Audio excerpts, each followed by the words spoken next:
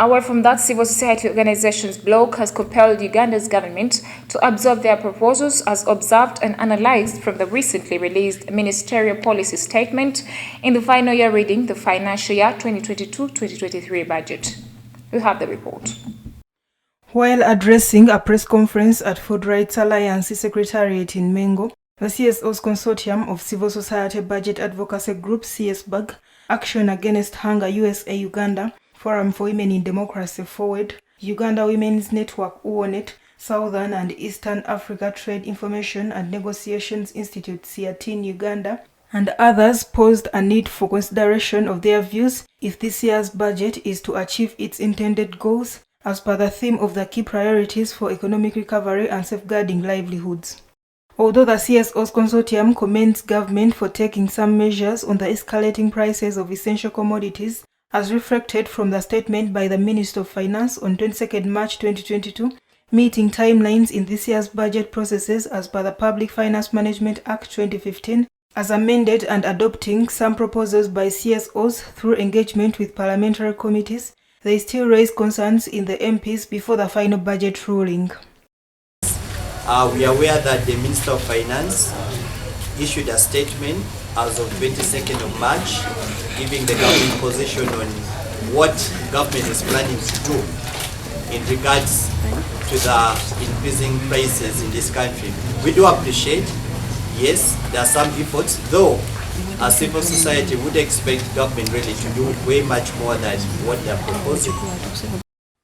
Patrick Rubanga-Kene, the budget analyst at Civil Society Budget Advocacy Group CSBAG, notes that according to the financial year 2021-2022 half-year macroeconomic and fiscal performance report, the economy is expected to grow at 3.8% in the financial year 2021-2022 and is projected to grow at about 6% in the financial year 2022-2023. He says according to the report, this growth is expected to be generated by private sector activity due to increased aggregate demand post-COVID-19, increased returns from public infrastructure investments, and increased activities in the oil and gas sector. Patrick says for this year's financial year 2022-2023 to be effective, rising prices of essential commodities must quickly get a solution, arguing that since the reopening of the economy in January 2022, the country has since experienced an increment in commodity prices of up to 100% for some commodities. For example, laundry bar soap prices increased by 47.8%, cooking oil 77.6%, and fuel by 34% in the last 1 year. For Agnes Chirabo, the Executive Director of Food Rights Alliance, noted with concern that agriculture, being the leading sector catering many Ugandans, as well being seen as a vehicle of economic growth, needs critical attention if it will effectively support the financial year 2022-2023. So we are urbanizing, and as we urbanize, we need to look at the food that people are eating in these urban centers. The quality of it, but also the healthy of it, and the richness in terms of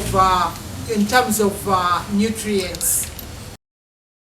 She decried limited investment towards water for agricultural production. The government increased the area under formal irrigation in the financial year 2020-2021 to 22,504 hectares, which was higher than the set target of 19,776. She also pointed out government's weak adherence to food fortification regulations, though in 2011 itself made food fortification mandatory for wheat flour, maize flour, and edible vegetable oil, as per the Food and Drugs Food Fortification Amendment regulations.